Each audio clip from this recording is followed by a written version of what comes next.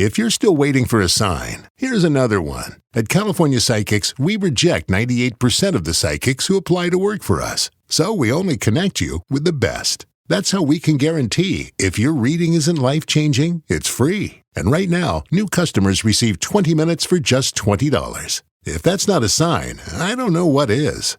Dramatic sound effect incoming. Experience the joy of certainty at CaliforniaPsychics.com. I know you get that feeling. I know you understand. You can't find your beginning when you're always at the end. I know you hear me screaming. Hey, welcome back to my podcast. I don't know why I laughed at that. Sorry for releasing this on Sunday, but I worked really late on Wednesday. And then Thursday was Thanksgiving, so I cooked like all day. And it was so good. So good. Delicious. And then Friday, I went to the Eagles game, and that was super duper fun, even though they lost. But the Eagles game was so much fun. So we were in a box, but I don't want to say whose box it was in case they hear this podcast ever in their life and are like, you're weird. Let's not. But anyway, so we were inside this box, and it was so good. They had there's food. Okay. And there was alcohol and other drinks. And they even had hot chocolate. They brought out dessert. We had chocolate covered pretzels that were drizzled green for the Eagles. And we had cookies. And it was super warm inside, but also warm enough to where when you were sitting in the seats, it wasn't terrible. And yeah, I had so much fun. I really was hoping for a hot dog though, because I recently heard hot dogs referred as meat cigarettes. And I saw this thing on TikTok, and it was I'm probably going to mess this up, but it was hot dogs are meat cigarettes. And I'm chain smoking tonight. But I really wanted a hot dog so that I can lean out the window of the box and yell down to the people below me that same quote while waving my hot dog in the air. I was going to be like, hot dogs are meat cigarettes and I'm chain smoking tonight. I feel like that would have been really funny, But I didn't, because I didn't have hot dogs. You know what else I didn't have? I didn't get a Phillips cheesesteak, which I need in my life ASAP. And I didn't get mozzarella sticks either. But anyway, so I know the idea of football. I know the concept, the basic concept of scoring touchdowns and field goals and all that stuff. I know what intentional grounding is, and roughing the passer and roughing the kicker, obviously.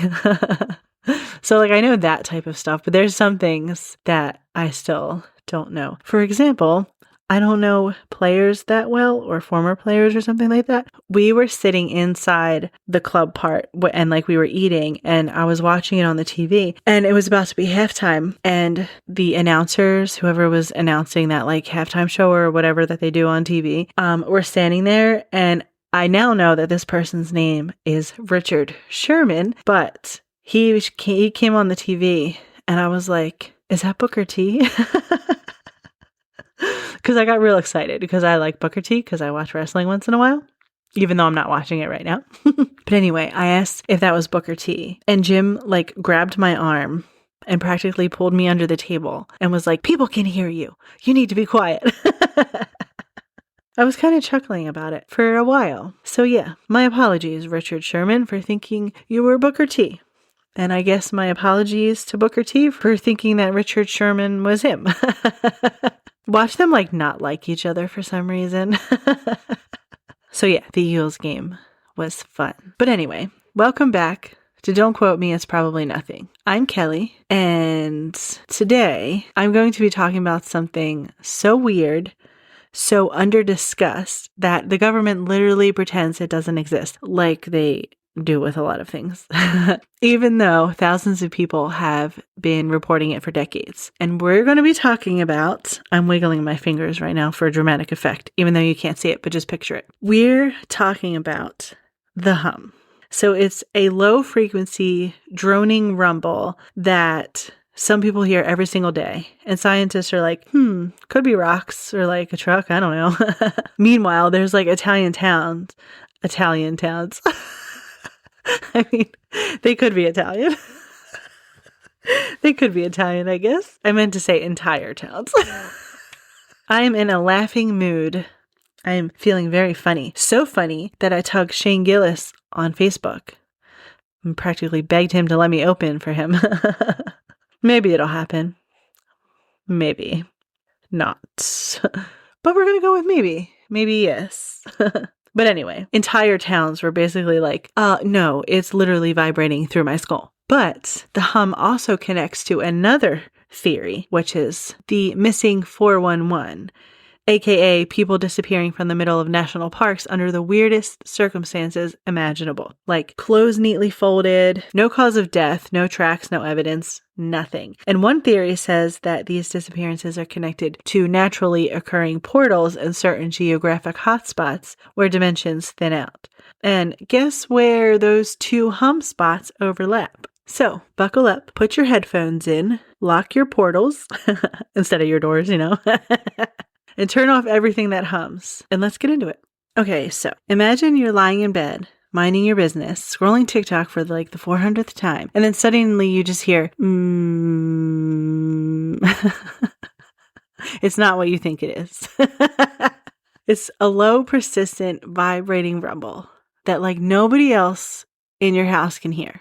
Not your kids, not your husband, not your dog, not even like the ghost in your hallway who slams doors sometimes. People describe the hum as a diesel truck idling in the distance, a low frequency generator, a vibrating air conditioner, a noise that feels like it's inside their bones, or a sound that like their brain hears even when their ears don't. They were actual quotes. And the wild part is that only 2 to 4% of the population can hear it. It's like a really bad secret club.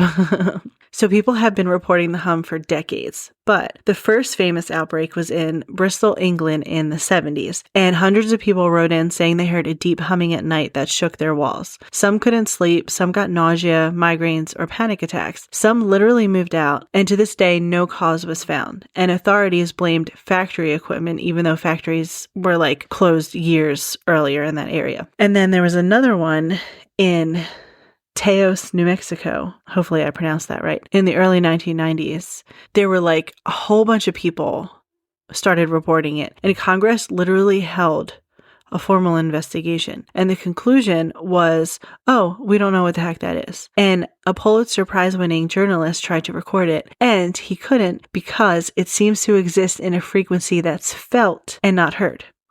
And I love that for us. And another one was in Windsor, Ontario, Canada from 2011 to like 2015. And this one was so strong that windows rattled, dishes vibrated, people got chronic headaches, babies wouldn't sleep, pets freaked out, and the city launched multiple investigations. Finally, scientists traced it to an island owned by, wait for it, the U.S. military. And then when Canadians were like, okay, cool, so can you fix it? The U.S. was like, no. And then refused to give any further information. So check military off your conspiracy bingo card. There are some scientific explanations. So maybe it's an earthquake, except it happens in places with zero tectonic activity. Maybe industrial equipment, but then why do isolated deserts hear it? And maybe tinnitus. Then why can groups of people hear it at the same time? And then maybe it's atmospheric pressure. Like, what? Maybe fish. Yes, that is a real theory. A school of fish vibrating loudly, which I cannot. Who came up with that idea? That scientific idea, might I add. It definitely wasn't Bill Nye, that's for sure. He would never do such a thing. But yeah, scientists basically shrug and say, low frequency phenomenon with no confirmed origin, which is academic for, I don't know, bro. Don't know what that is.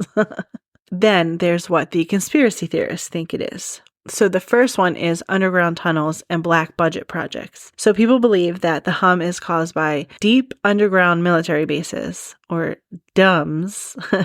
I like that word, DUMS. High-speed rail systems, burrowing machines, or secret construction. And given the Windsor case, it's not like impossible. The second one is planetary resonance changes. So some believe the Earth's natural frequency which is the Schumann resonance, is shifting and certain people are more tuned in. And this is like the new age explanation, very crystals are calling type thing, you know? And then there's also HARP. Of course, HARP is like the tippy top of conspiracy theories. And they are responsible for weather, mood, earthquakes, and apparently humming noises. And then there's also UFO technology. So like imagine a giant craft hovering somewhere, partly cloaked, the frequency of its propulsion system bleeding through. And this is one of the oldest hum theories, especially because of the portal activity. And this is where we start connecting to missing 411. So some believe the hum isn't a sound, it's a vibration caused by dimensional openings, energy fluctuations, areas where reality thins out. And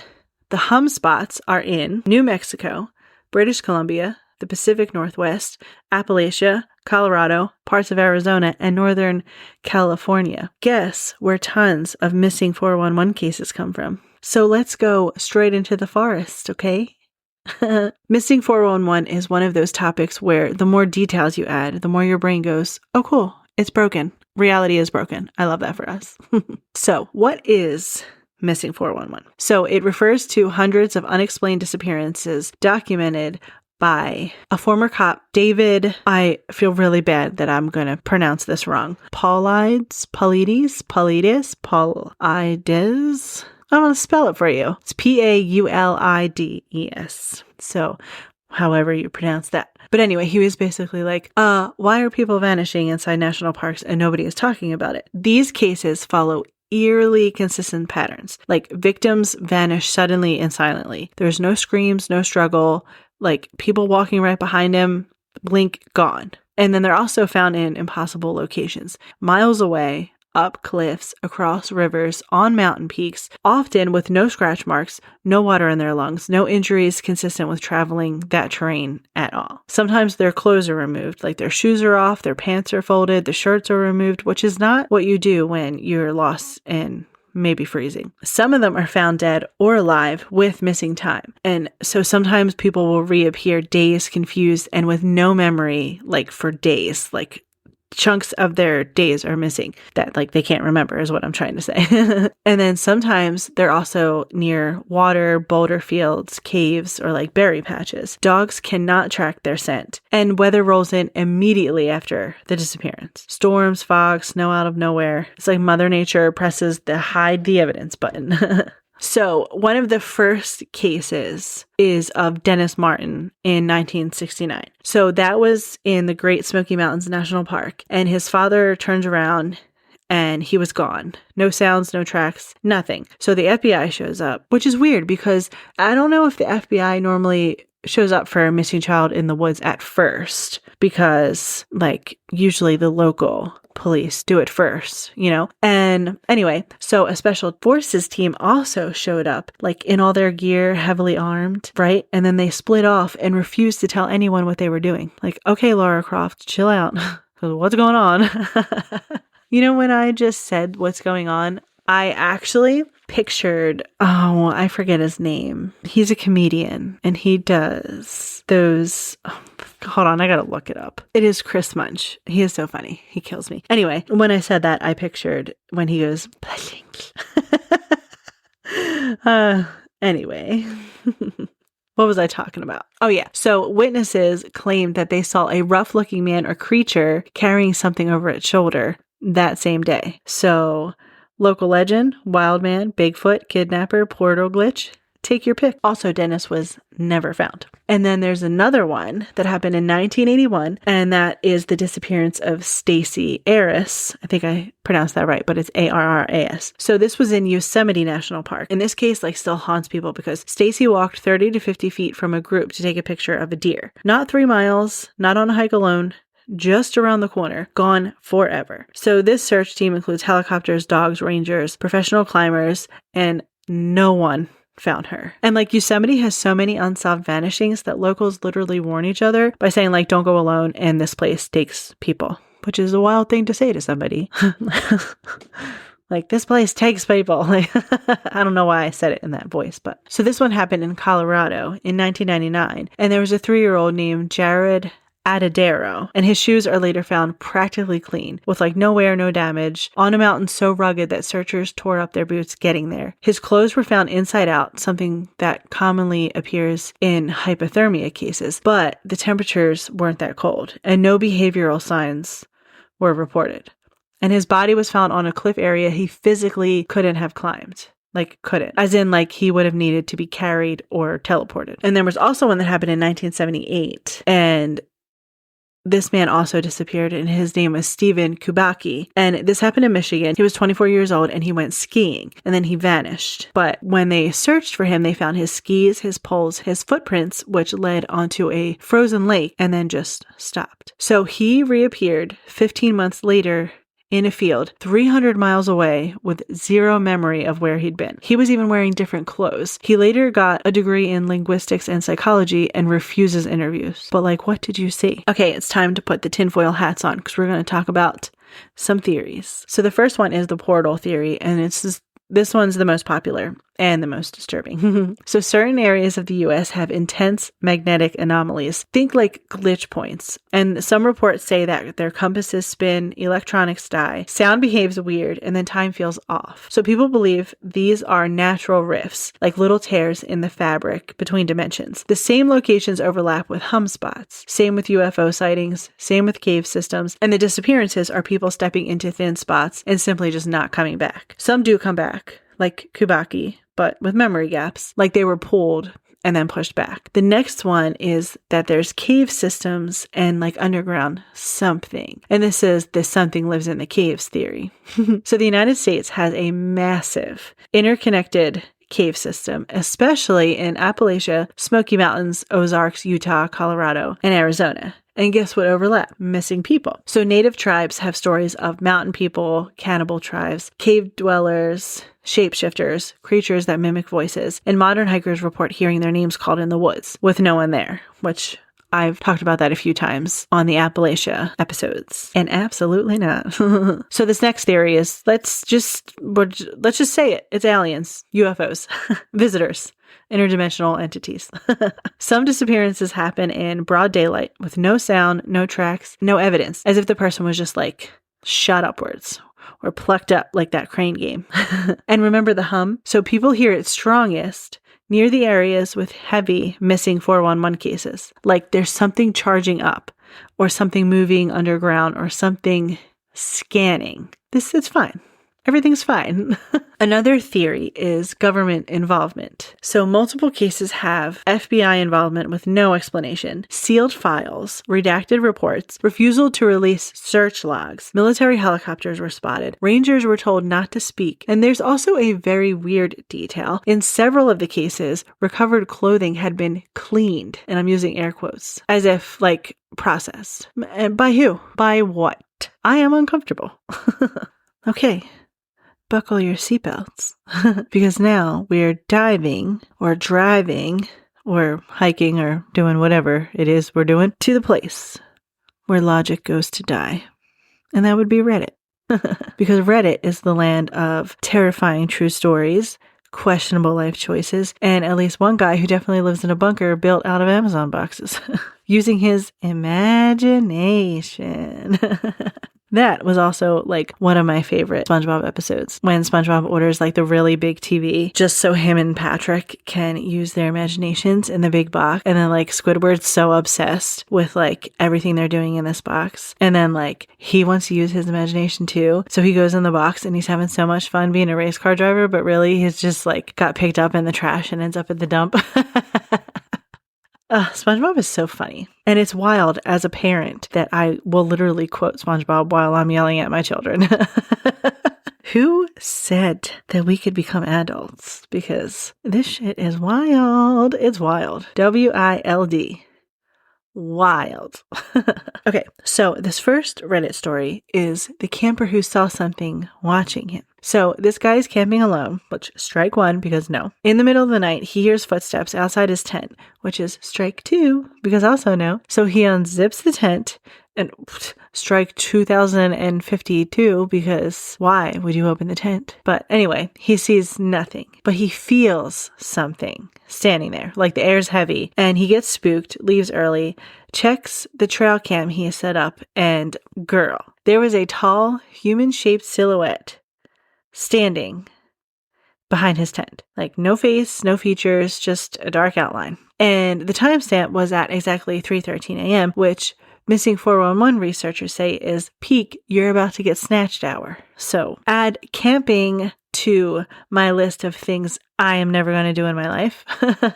So this next one is the hunter who saw the staircase in the woods, which is something I've talked about before. So a hunter is tracking a deer when he suddenly finds a staircase that is perfectly clean with like no moss and no debris. Like it was just like dropped into the forest, and he climbs halfway up because curiosity is going to be the reason we go extinct. And he swears he hears a low humming from above the stairs, like the staircase is leading into something. So he goes back down the steps to leave, and then when he turns around, the staircase is gone and there's just trees. And then there was a group of friends who were backpacking, and they kept hearing a low mechanical humming. Not like a fridge hum though, but like a dimensional engine revving. So like there was like this ridge, and it would get louder the closer they got to this ridge. And then suddenly, silence. Birds stopped chirping, the wind stopped blowing, and everything feels frozen like the forest pressed pause. And one girl was like, we should turn back. And another was like, I feel like we're being watched. And then the humming returns, but now it's coming from the ground. So like they left so fast. Like I bet they'd win a race, how fast they were running. And they all tie into Missing 411 pattern. The sudden silence, the lost time, the vanishing without a trace. Weird auditory phenomena like the hum. And yeah, a whole lot of nope, a whole lot of no thank you, a whole lot of I will not go into the forest and camp and hike with you. I wanted to try hiking so I could be like one of those cool girls who hikes. But hiking is not for me, because all of my snacks would be gone in the first 5 minutes, along with my water. And I'd be asking for a bathroom every 2 seconds. And my friend Jenny, who would come along hiking with me, would be like, I think you have diabetes. Which, okay, there's a funny story behind that. So my friend Jenny, who I do my girls trips with, I said her name. She doesn't like her name said. So my friend who doesn't like her name said, she's the one I always go on girls trips with. And every time I talk to her, I'll be like, oh my gosh, like I drink a few cups of coffee in the morning, and I drink water throughout the day. Most days. Some days I go with no water. Yeah, I drink a lot. And like, I have to tinkle a lot sometimes, you know? But like, when I'm driving into work, if I'm working in another state, it takes me a little over an hour to get there. But like, also by the time I get in the car and leave my house and probably get gas, because I should have gotten gas the night before, but I have none. And I wait till like the next day, you know, and when I'm going to leave work, and then I'm like, dang, I got 12 miles to empty. I should have just gotten gas yesterday. So anyway, by the time I stopped at the gas station, then probably get my coffee, I'm in the car for like an hour and a half, hour, 45 minutes. And I have to tinkle again, even though I went before I left my house. And every time I tell my friend, she's like, I think you have diabetes. And I just want to be like, no, I am just fat. I don't have diabetes. Inside, my health is great. I don't have high blood pressure. I don't have diabetes. Like you would take one look at me and assume my blood pressure is high, but it is not. It is great, if in a little low.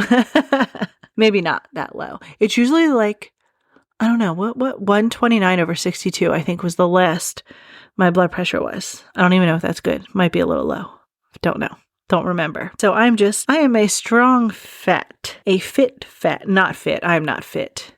Oh, speaking of fit, I bought those Halara So Cinched leggings because my butt is as flat as they come. Like, you ever see the picture floating around TikTok of the frog standing with its little tiny butt cheeks? That's literally my ass. I have nothing. My daughter took it when I gave birth to her. She has it now. I hope she does good things with it. I no longer have it. It's so fucking disappointing. But anyway, so I bought these Halara leggings, and I was scrolling on TikTok, and I made sure to find someone with my body type so that I know that if they look good on them, then they'll look good on me. And it looked really good on this girl, so I bought them. But I bought my size that I normally wear. I think I probably should have like sized down because they're supposed to be like on the tighter side, and these were actually a little loose. But anyway, I was so excited. I was going to do a review for TikTok and be like, no butt, no butt, But so I put the leggings on, and I love that there's no seam in the front, because most of my leggings have a seam and then it looks like I have a front butt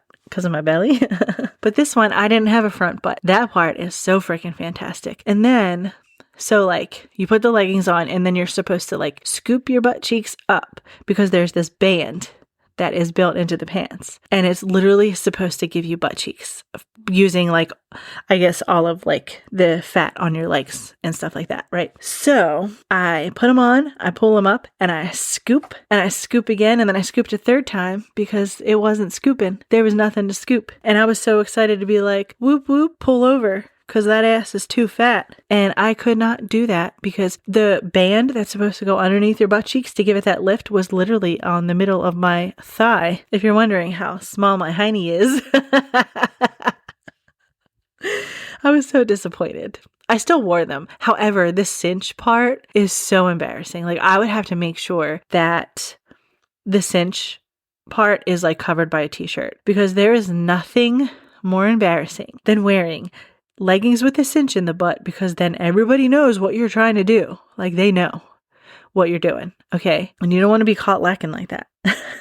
So, sorry for that language. That's what my kids said a couple years ago when they were in middle school. Well, when the one was in middle school. But anyway, speaking of my kids, so they're teenagers now, right? And you know what I was thinking? That song from My Chemical Romance, Teenagers, when he's like, teenagers scare the living shit out of me. That is so true, because my daughter is 18 and my son's going to be 16 in a couple months. And yeah, they scare me a lot. For real, for real. Like, I'll be home by myself having the time of my life, like doing wash or like dancing in the kitchen. And then I hear the door rattle and it's like I have to run and hide because they're home. It's like, oh no, they're home. Because like, what are you going to get?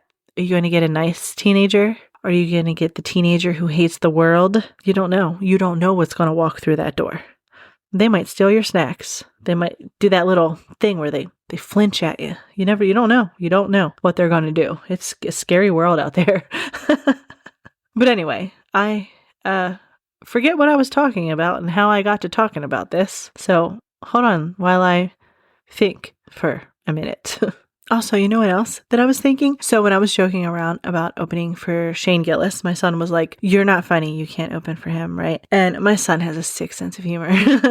So anyway, so he was like, if you want to open for Shane Gillis, you have to say racist things. And I was like, no, I don't. I don't need to do that. And I'm not going to do that, okay? But then that got me thinking that I think I may have accidentally been racist the other day, and I will tell you why. Okay, so the people from the store where we ordered our stove from came and delivered it, and it was a guy and his coworker, and I am a huge fan of bench warmers. Like, I literally quote it all of the time, okay? And the guy comes in to talk to me about the stove and stuff, and he was, I don't want to say the wrong thing. He might have been, I don't know, I think he might have been like maybe Puerto Rican, I think. Anyway, what was I talking about? Oh yeah, so he comes in and he's talking to me, and in my head I was like, I am 12. Like when he has the birth certificate with the money in the picture, it says I am 12, because he looked like that guy. He looked just like that guy, which is why I said it. And then I turned around to nobody and I was like, he's legit. Which got like me a few glances, I guess. And then I kind of chuckled because, I mean, I don't know. Only I would do something like that. And then his coworker walked in. I don't know if you guys have seen Good Girls, but I wanted to walk up to him and get so close to his face and be like, say Elizabeth. Just say Elizabeth real quick. Just do it. But anyway, I don't know if that was racist or not to think, like to say that I am 12 thing, but then to like think of him saying Elizabeth. If it is, my bad. If it isn't, okay. Thank you. Well, sorry for whatever chaos this episode is going to be, because I think I may have gotten off track a few times, and I feel like maybe I skipped some stuff. But I'm just going to leave this how it is, because if I don't, then that means I'm going to be editing for a million times longer. So yeah, that is today's cosmic fever dream of an episode. So I talked about the missing 411, I think. I talked about all of it, I think. And then I talked about the hum. If you loved this episode, or even if you didn't, make sure you follow, rate, and leave a review. Preferably one that says something like, wow, this podcast is so great. Because, yes, please. If you have your own strange encounter, or weird experience, or a conspiracy theory your family refuses to listen to anymore, send it to me. Because I will listen. I will validate you, and I will spiral with you responsibly. Don't forget to follow me on Instagram and TikTok. And did you know this is on YouTube? But there's no video yet. So it's just sound on YouTube. But there will be video soon. I know I mention it a lot, but one day it will happen. And I'll have the cutest tinfoil hat. So yeah, thank you for hanging out with me. And thank you for letting me ruin hiking for you. And thank you for being the best little community of believers and emotional support goblins and conspiracy theorists, I guess. And thank you for listening to me talk random stuff twice a week. Shout out to those listening on Nighthawk Radio and everyone else listening on Spotify and Apple Music and iHeartRadio. And maybe you listen on YouTube, but I don't think so the last time I checked. This week's Song of the Week is Broken Record by the Sunstrokes. Go stream it wherever you listen to your music. Stay weird, stay curious. Go be kind to someone for no reason. Because that's what I was about to say. Go be kind to someone for no reason. And go be amazing.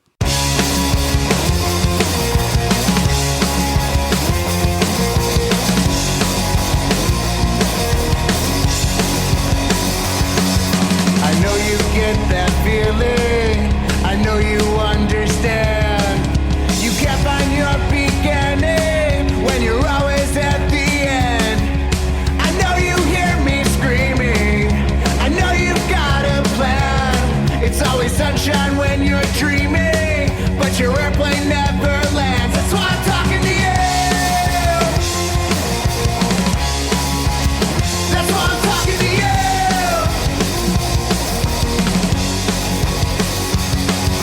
We all want to be amazing and walk hand in hand.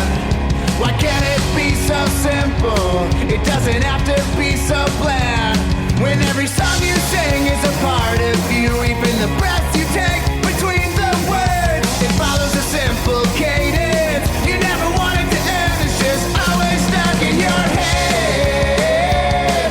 It goes on and on and on and on again. And you think it's amazing, well it feels so real, and it could last all night. Then you play it again. Then you play it again.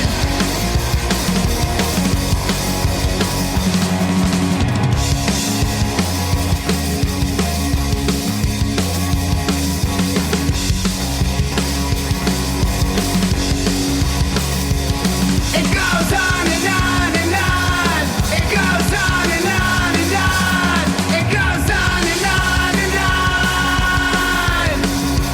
Whoa, whoa.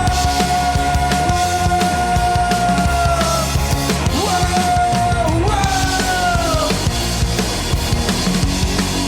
It's always stuck in your head. It goes on and on and on and on again. And you think it's amazing, well it feels so real, and it can last all night. Then you play it again. Then you play it again. Oh yeah.